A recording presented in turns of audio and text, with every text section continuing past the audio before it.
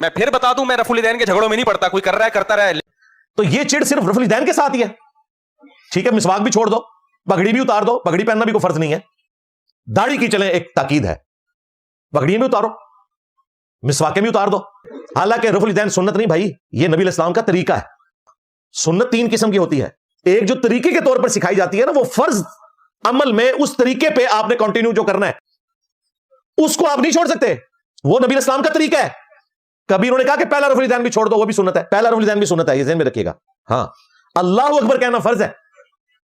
تکبیر تحریمہ میں اللہ اکبر کہنا فرض ہے.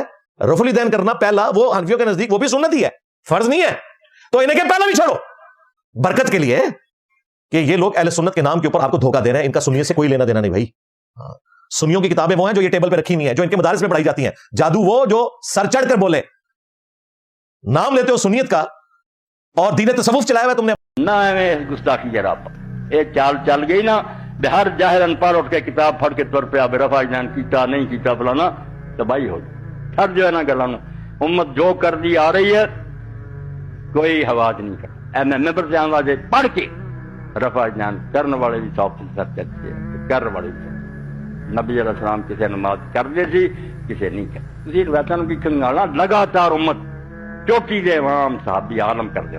تواتر تو وڈی دلیل کوئی نہیں. کتاب کوئی شاید لکھی یا نہیں لکھی وہ کوتاہی ہے. اگر کسی نے نہیں لکھا تو اس کی کمی ہے.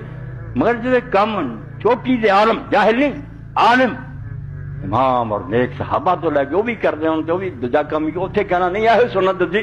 یہ مطلب تسی ادھی تو زیادہ امت نو گمراہ کیا، ایڈے نیک لوگوں نے گمراہ کیا. شاہ ولی اللہ رحمۃ اللہ نے اس تو کہا فالو مرتاں ترکا. کبھی حضور رفع الیدین کرتے تھے، کبھی چھوڑتے تھے. ول کل سننا، اور یہ سب سنت ہے. بلے کل ذالک اسمع سی، اور یہ ان میں سے کوئی بات بے بنیاد نہیں، ہر ایک کی مضبوط جڑ ہے. اس تو میں امام سفیان بن عیینہ دے مگر لگ گیا. امام بخاری سب دے استاد کسے نماز کرتے تھی کسے چھڑ دے. مینوں کوئی تکلیف نہیں ہوندی. جدوں چھڑنا ادوں بھی خوشی ہوندی کہ اللہ دے رسول دی شکل. جدوں کرنا ادوں مزہ آਉਂدا. جدوں لڑائیاں پاتیاں بنے آ ٹھیک ہے لڑتے رہو.